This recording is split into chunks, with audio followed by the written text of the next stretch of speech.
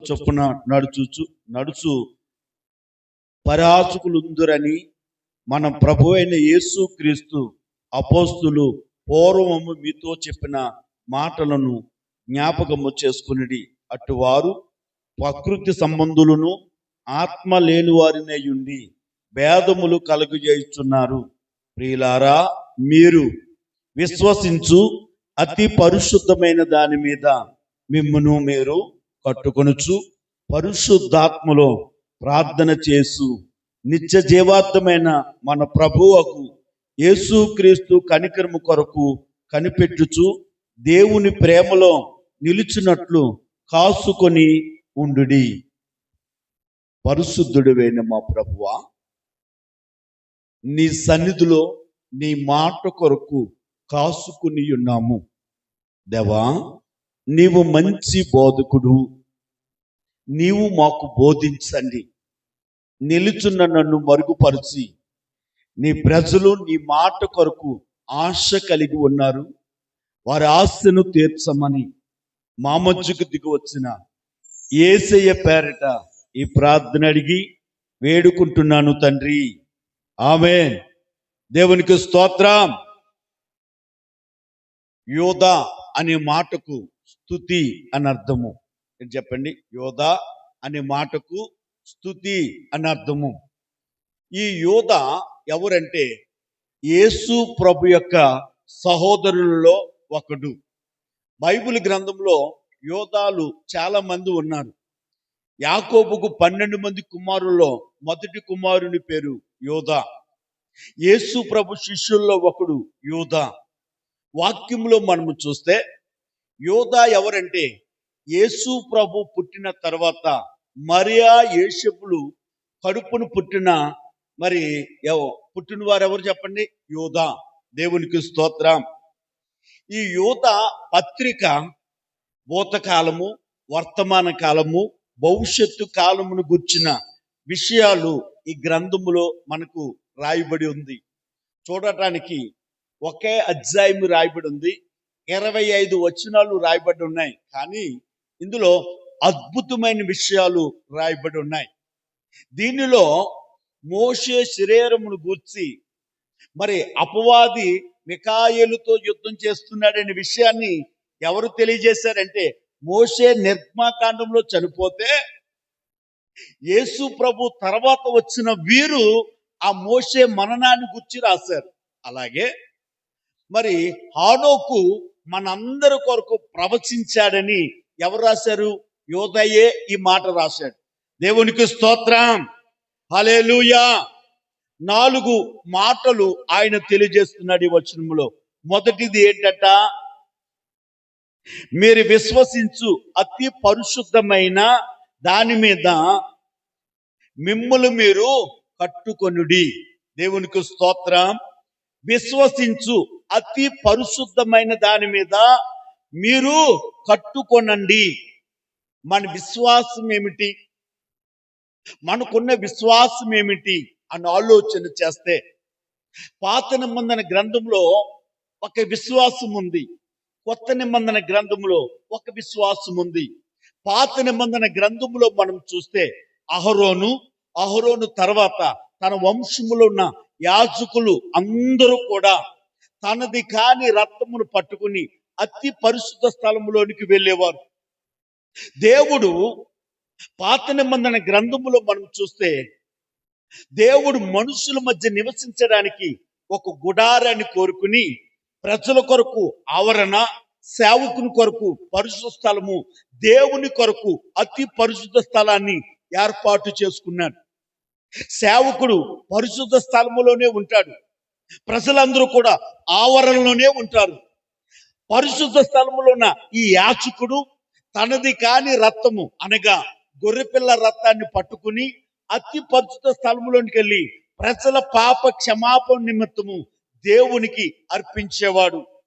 కొత్త నిబంధన వచ్చేసరికి యేసు ప్రభువు వారు తన రక్తాన్ని అతి పరిశుద్ధ స్థలం అనబడుతున్న తానే సిలువలో రక్తాన్ని చిందించి ఇంకెన్నడూను రక్తమును చిందించకుండా, బలి అర్పణ జరగకుండా తానే బలిగా సిలువలో అర్పింపబడ్డాడు. దేవునికి స్తోత్రం. హల్లెలూయా. ఈ భూమి మీద కానీ, భూమి కింద కానీ, ఆకాశములో కానీ ఎక్కడ చూసినా అతి పరిశుద్ధమైన అనే మాటకు నిదర్శనము దేవుడే. దేవుడే అతి పరిశుద్ధుడు. పాత నిబంధన గ్రంథములో దేవుడు చెప్తున్న మాట ఏమిటంటే, నీ దేవుడైన యెహోవా పరిశుద్ధుడు గనుక మీరును పరిశుద్ధులై ఉండండి. అనగా అతి పరిశుద్ధమైన స్థలము ఏదైనా ఉన్నది అంటే అది దేవుని వాక్యము. దేవుడై ఉన్నాడు. ఈ రోజున అతి పరిశుద్ధమైన దాని మీద కట్టబడటానికి వచ్చావు. నువ్వు ఎక్కడికి వచ్చావు చెప్పండి? అతి పరిశుద్ధమైన స్థలం మీద కట్టబడడానికి వచ్చావు. దేవునికి స్తోత్రం. హల్లెలూయా. కొలస్సీయులకు రాసిన పత్రిక 2వ అధ్యాయము 6వ వచనాన్ని మనము చదివితే, క్రీస్తు యేసును సేకరించిన విధముగా ఆయన యందు వేరు పారిన వారై ఇంటి వలె కట్టబడుచున్నారు. దేవునికి స్తోత్రం. అతి పరిశుద్ధుడైన దేవుని దగ్గరకు వచ్చి ఆయన నీ పాపమును తీసివేశాడని, నీ శాపమును తీసివేశాడని నమ్మినప్పుడు, విశ్వసించినప్పుడు నీ విశ్వాసము నిన్ను అతి పరిశుద్ధుడైన ప్రభు మీద ఇంటుగా కట్టబడుతున్నావట. దేవునికి స్తోత్రం. హల్లెలూయా. నువ్వు ఎక్కడ కట్టబడుతున్నావు? అతి పరిశుద్ధుడైన దేవునిలో కట్టబడుతున్నావు. మనము ఆరాధిస్తున్న ఈ స్థలము ఏమని పిలువబడుతుందంటే మనుషుల చేత కట్టబడిన మందిరము అని పిలువబడుతున్నాయి. బైబిల్ గ్రంథం అంతా కూడా మనము పరిశీలనగా చూస్తే 3 మందిరాలు మనకు కనబడుతున్నాయి. ఒకటి ప్రజలు దేవునితో కలిసి ఆరాధించే మందిరము, ఇది ఈ మందిరము. రెండోది దేవుడే నివసించు మందిరము, ఇది మనము. మూడో మందిరము దేవుడే మందిరము. దేవుడే మందిరము. దేవునికి స్తోత్రం. ప్రభు దగ్గరికి వచ్చావు. వచ్చిన దేవుడు నిన్నేం చేస్తున్నాడంటే తన సత్య వాక్యము చేత నిన్ను తనకు నివాస యోగ్యమైన ఇంటిగా కట్టుతూ ఉన్నాడు. ఇంటిగా కట్టుతూ ఉన్నాడు. దేవునికి స్తోత్రం. బైబిల్ గ్రంథంలో యేసు ప్రభువారు చక్కటి ఉపమానాన్ని తెలియజేస్తారు. ఏమిటి చక్కటి ఉపమానము అని అంటే, బండ మీద కట్టబడిన ఇల్లు, ఇసుక మీద కట్టబడిన ఇల్లు. బండ మీద కట్టబడిన ఇల్లు ఒకటి ఉందట, ఇసుక మీద కట్టబడిన ఇల్లు.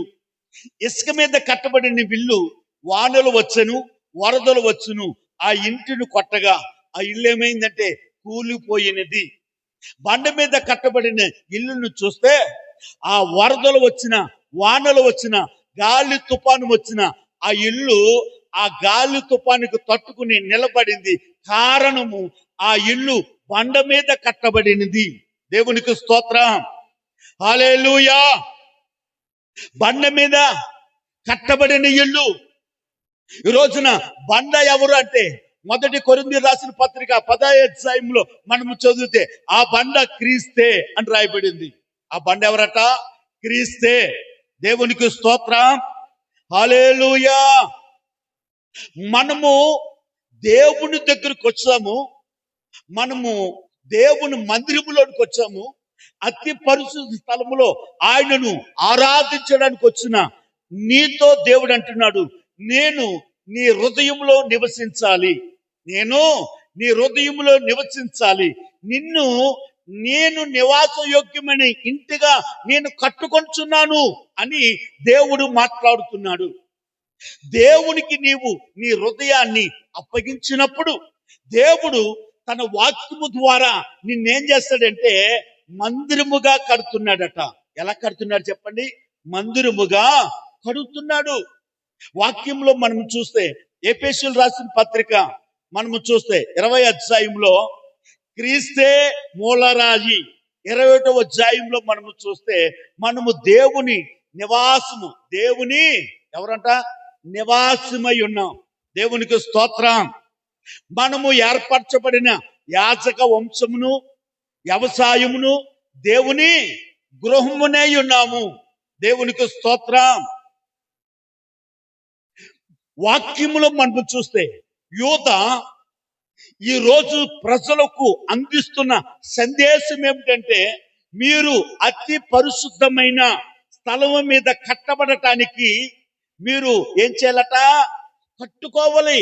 మిమ్మల్ని మీరు కట్టుకోవాలి. ఈ రోజున నీవు నీ దేవునికి మందిరముగా కట్టబడ్డావా? దేవుడు నీలో నివసిస్తున్నాడా? అందుకే 1 కొరింథీయులకు రాసిన పత్రిక 3వ అధ్యాయము 15-16 వచనం మనం చూస్తే, మీరు దేవుని ఆలయమై ఉన్నారని, దేవుడు మీలో నివసించున్నాడని మీరు ఎరగరా? ఎవడైనను దేవుని ఆలయమును పాడు చేసిన ఎడల దేవుడు అతనిని పాడు చేయను. ఈ రోజున దేవుడు నిన్ను ఆత్మ సంబంధమైన మందిరముగా కట్టుతున్నాడు. కట్టుతున్న నీ మందిరము నీవు పాడు చేసుకున్నా, ఎవడన్నా పాడు చేసినా వాడు ఏం చేస్తాడట? దేవుడు వానిని పాడు చేస్తాడు. ఈ రోజున దేవుడు నివసించడానికి తన హృదయము, నీ హృదయము మందిరముగా ఆయన చేతికి అప్పగిస్తున్నావా? ఇల్లు కట్టేవాడు మెటీరియల్ తోలించుకుంటాడు. సమస్తం దగ్గర పెట్టుకున్న తర్వాత ప్రారంభిస్తున్నప్పుడు ఇటుక నేను గోడ కట్టబడను, సిమెంటు నేను ఈ ఇంటికి నేను కట్టబడను, పెక్క నేను ఇంటికి కట్టబడను అని మాట్లాడుతుందా? మాట్లాడదు. కట్టేవాడు నీవు ఎలాగ పడితే అలాగా నీకు స్వాధీనమై నువ్వు ఎలా కడితే అలాగా అది మలుసపడుతూ ఉంటది. అలాగే దేవుడు ఈ సృష్టి నిర్మాణకుడు శిల్పి ఉన్నాడు. దేవునికి స్తోత్రం. హల్లెలూయా.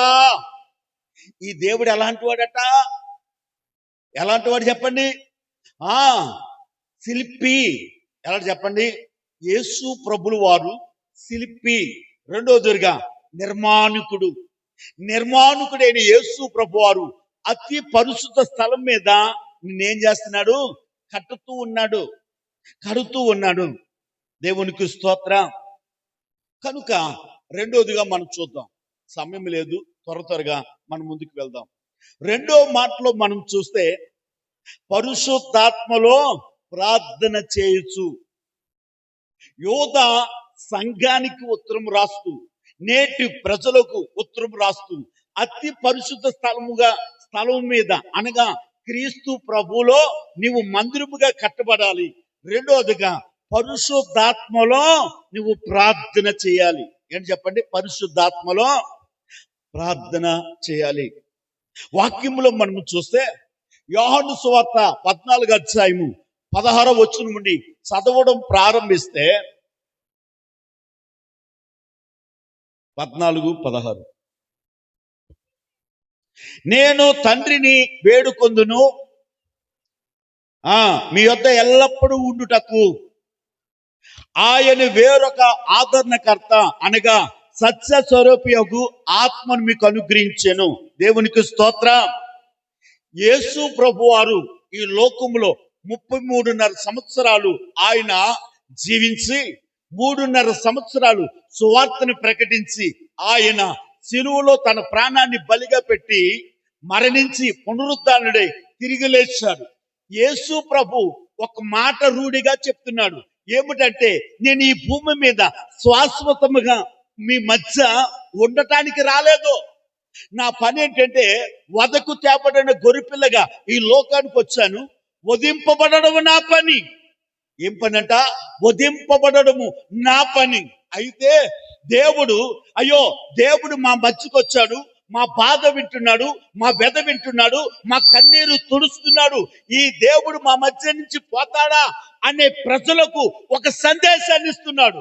ఏమిటో తెలుసా? నేను ఆదరణకర్త. ఎవరట?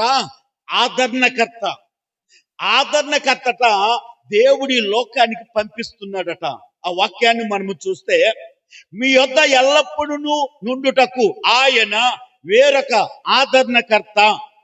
ఫుట్నోట్లో 1 ఉంది, కింద ఉత్తరవాది అంటే ప్రత్యుత్తరం.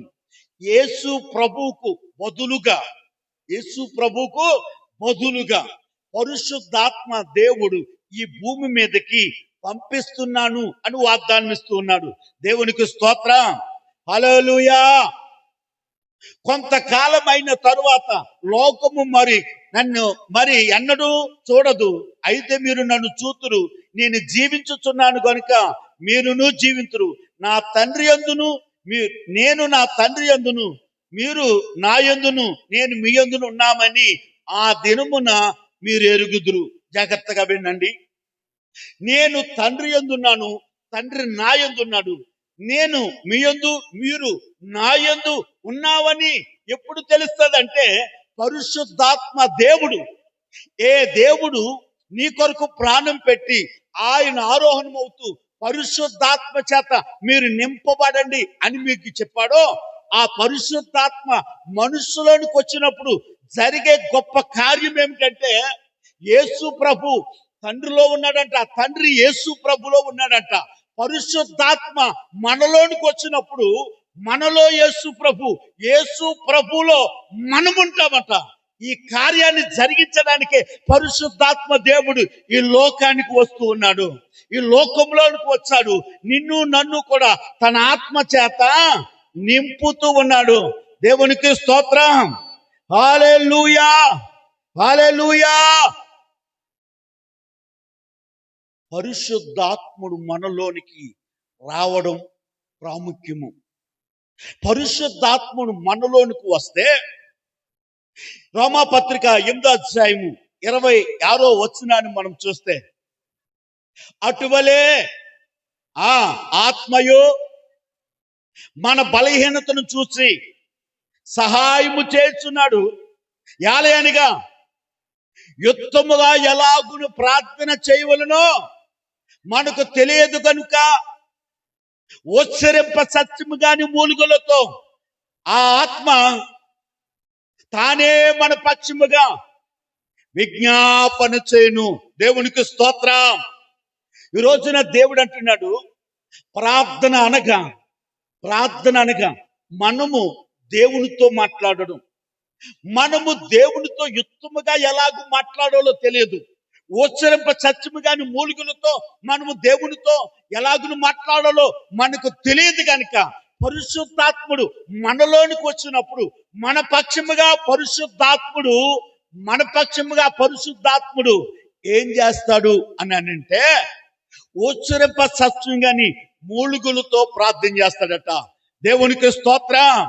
హల్లెలూయా, హల్లెలూయా. యేసు ప్రభులు వారు గెత్సెమనే తోటలో ప్రార్థన చేస్తున్నప్పుడు ఆయన గెత్సెమనే తోటలో ప్రార్థన చేస్తున్నప్పుడు ఆయన మోకరించి ప్రార్థన చేస్తే ఆయన చెమట నేలను పడుతున్న గొప్ప రక్తపు బిందువులు ఆయను ఆ ప్రార్థన చేస్తే, ఆయన శరీరధారి ఉన్న దినములలో మహారోదనతోనూ కన్నీళ్లతోనూ తాను మరణం నుండి రక్షింపగలవానికి ప్రార్థనలు యాచనలు సమర్పించినందున ఆయన అంగీకరింపబడును. దేవునికి మరలా ఆయన శరీరాన్ని ధరించి మరలా ఈ శరీరము పునరుద్ధానుడే తిరిగి లేచి తండ్రికి ఆకర్షింపబడటానికి, తండ్రి యొద్ద చేరడానికి కారణం ఆయన శరీరధారి ఉన్న దినాలలో ఎలా ప్రార్థన చేశాడట? కన్నీళ్లతో రోదనతో ప్రార్థనలు యాచనలు దేవునికి సమర్పించాడట. ఈ గొప్ప ప్రార్థన చేయడానికి కారణం ఏంటో తెలుసా? యేసు ప్రభు వారు బాప్తీసము తీసుకుని ఒడ్డుకు వస్తూ ఉండగా పావురమొలే పరిశుద్ధాత్ముడు ఆయనలోనికి దిగి వచ్చాడు. అలాగే నేను కూడా పరిశుద్ధాత్మ చేత నింపబడిన మనము ఆత్మే మన పక్షముగా విజ్ఞాపన చేస్తుంది. రోదన ధ్వని మన పక్షముగా చేస్తుంది. మూలుగులు ప్రార్థన మన పక్షముగా, ఆత్మే మన పక్షము ఏం చేస్తుందట? ప్రార్థన చేస్తుంది. దేవునికి స్తోత్రం. హల్లెలూయా, హల్లెలూయా. కాబట్టి పరిశుద్ధాత్మలో ఏం చేయాలట? ప్రార్థన చేయొచ్చు. నిత్య జీవాత్మైన మన ప్రభువుకు యేసు క్రీస్తు కనికరము కొరకు కనిపెట్టుచు. దేవునికి స్తోత్రం.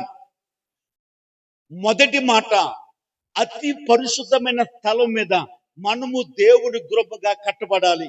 రెండోది, పరిశుద్ధాత్మ, మరి పరిశుద్ధాత్మలో మనము ప్రార్థన చేయాలి. మూడోది మనం చూస్తే నిత్య జీవార్థమైన మన ప్రభు కనికరము కొరకు కనిపెట్టుకోవాలట. ఏంటి చెప్పండి? ప్రభు కనికరము కొరకు కనిపెట్టాలి. దేవునికి స్తోత్రం. తీతు గ్రంథంలో రాయబడిన మాట ఏమిటంటే, తీతు గ్రంథము 2వ అధ్యాయము 13వ వచనాన్ని మనము చదివితే, అనగా ఆ మహాదేవుడును మన రక్షకుడునైన మహిమ యొక్క ప్రత్యక్షత కొరకు ఎదురు చూచుచు ఈ లోకములో నీతితోనూ భక్తితోనూ బ్రతికుచుండవలెను కదా. దేవునికి స్తోత్రం. హల్లెలూయా. ఈ రోజున యేసయ్య నిత్య జీవార్థమైన కనికరము కొరకు కనిపెడుతున్నాం మనం. ఏమిటా కనిపెట్టడం? ఏమిటా కనిపెట్టడం అంటే, యేసు ప్రభు మధ్యాకాశంలోనికి ఆయన వరుడుగా రాబోతున్నాడు. దేవునికి స్తోత్రం చెప్పండి. 2 చేతులెట్టి గట్టిగా బిగ్గరగా హల్లెలూయా. యేసయ్య అంట మధ్యాకాశంలోనికి ఎలా రాబోతున్నాడట? మేఘం మీద ఆయన రాబోతున్నాడు. దేవునికి స్తోత్రం. హల్లెలూయా. కనుక వాక్యం అంటుంది, ఆయన రాకడ కొరకు ఆయన కనికరించి, మన పరిశుద్ధత వలన కాదు, మన క్రియల వలన కాదు, ప్రభువులో మనం కలుసుకునేది ఎలాగంటే ఆయన కనికరం వల్లనే ఆయన రాజ్యంలోనికి వెళ్ళగలదు. మన శక్తితో దేవుని రాజ్యాన్ని సంపాదించుకోలేము.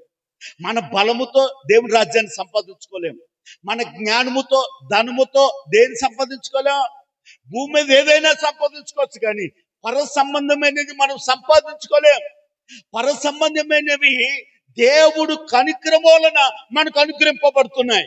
అందుకే అంటున్నాడు, తీతు గ్రంథంలో రాయబడిన మాట ఏమిటంటే, ఆ మహాదేవుని ప్రత్యక్షత కొరకు ఎదురు చూస్తున్న మనము స్వస్థత బుద్ధితోనూ నీతితోనూ భక్తితోనూ ఉండాలి.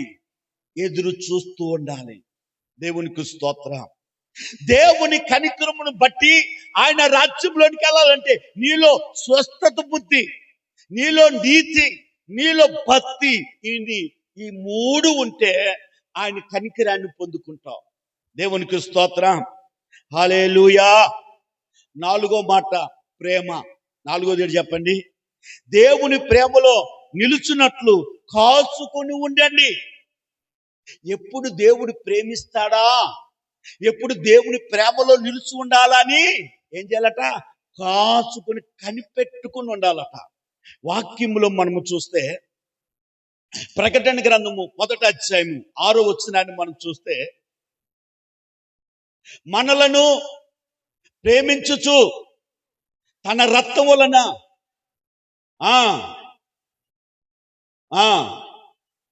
మహిమయు ఘనతయు, అంటే దేవుడు మనలను ప్రేమించాడట. దేవుడు చెప్పండి, ఎవరు? దేవుడు మనలను ప్రేమించాడు. ఇంకా మనము చూస్తే 1 యోహాను 5:3 వచనాన్ని చదవండి.